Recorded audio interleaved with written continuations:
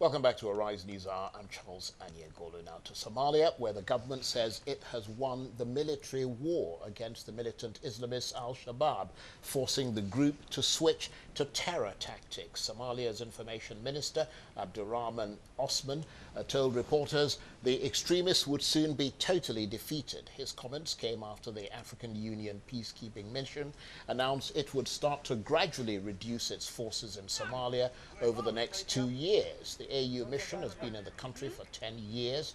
The first contingent of 1,000 soldiers will leave by the end of this year.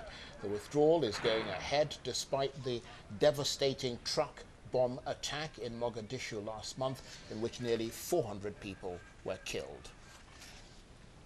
Well, for more on this, I'm joined now in the studio by the African Affairs analyst, John Ofe-Ansah. The question is whether this withdrawal of African Union troops will compromise the safety and security of the Somali people. Well, I wouldn't say so, because the AMISOM, as the African peacekeeping troops are referred to, is 22,000 strong. Okay, and this withdrawal of 1,000 troops, had been on the cards for quite a while, so it is not anything that is unexpected.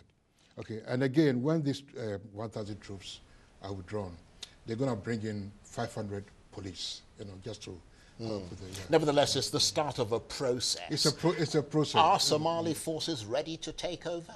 They are not ready to take over. I mean, they are beset with a number of problems: corruption, capacity, and their acceptance in the regions or by the regions outside of Mogadishu. So they are not ready, and it is part of AMISOM's brief, to train, the Somali National Army (SNA), which is about 20,000 strong. It's part of their mission to train them. So one is hoping that by the time they completely demobilize from Somalia in 2 years' time, 2020, they would have trained them well enough to be able to handle the security because of course the country. The situation is far from ideal at the moment. We've seen some horrendous attacks by Al-Shabaab in the heart of Somali government operations in Mogadishu. I mean, will the Somali forces do a better job than African Union troops? No, they cannot do. Like I said, they are beset with a number of problems. They lack corruption, they lack the right capacity, and so many others, right? So they cannot go it alone, without the help of the African Union troops in the country. Because of course we don't know how long this withdrawal process is going to take. I mean, we've heard the Somalis repeatedly say they're winning the war against terrorists. I mean, the information minister just said it today. But in fact, the African Union has had to be there for the last 10 years. Yeah, they cannot, I have to reiterate that the Somalian National Army on its own cannot, though Al-Shabaab, insurgency has been largely degraded, right?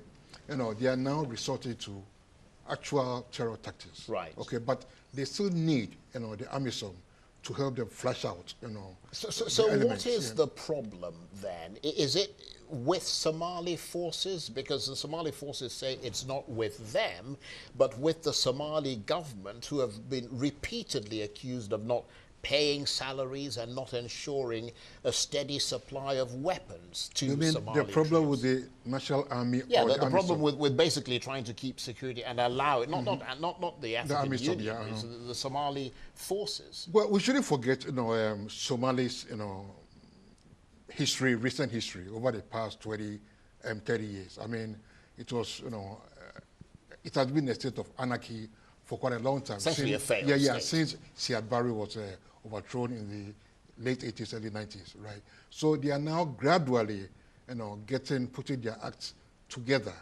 okay? So, and they also rely largely on diasporan, remittances, okay? Yeah, so, they actually cannot, sustain the army, without external help. Somalia, of course, still under an international arms embargo because the international community still doesn't trust the Somali government. I mean, is there any indication that embargo might be lifted anytime soon? Not anytime soon, until, maybe full security is restored in the country, and until there's a semblance of proper governance, and then again, and until Al-Shabaab itself has been largely degraded, that's when maybe this arms embargo could be lifted. But it's not anytime soon. Okay, John Ofe Ansah, of course, the publisher of Africa Briefing. Thank you very much indeed. You're welcome.